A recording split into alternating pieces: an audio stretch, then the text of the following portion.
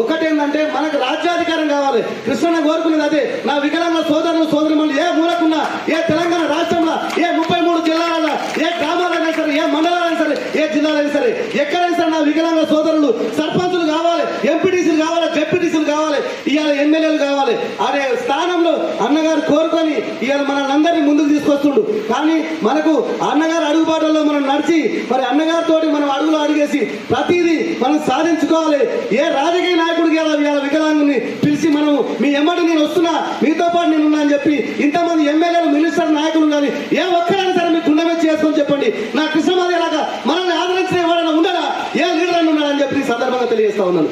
కాబట్టి కృష్ణన్న గారు మనల్ని గుండెలో పెట్టుకుని తన సొంత కొడుకుల కంటే ఎక్కువ మనల్ని కాపాడుకొని తిరుగుతున్నాడు. కాబట్టి ఆ అన్నగారి కాళ్ళు ఎన్నిసార్లు కానీ మనం ఎత్తున వస్తున్నాను తక్కువని చెప్పి సందర్భంగా తెలియజేస్తా ఉన్నాను. మరి అలా దయచేసి మీరు అర్థం చేసుకోండి. సింహగర్జన హైదరాబాద్ ఎల్బీ స్టేడియమే కాదు, మరి నలుమూలల హైదరాబాద్ చుట్టుపక్కల రహదారులు, మరి వరంగల్ రహదారి కానీ, హైదరాబాద్ రహదారి కానీ, శ్రీశైలం రహదారి కానీ, ఎటు నలుమూలల దిక్కుల రహదారులు కూడా మొత్తం దిగ్బంధం అయిపోవాలి.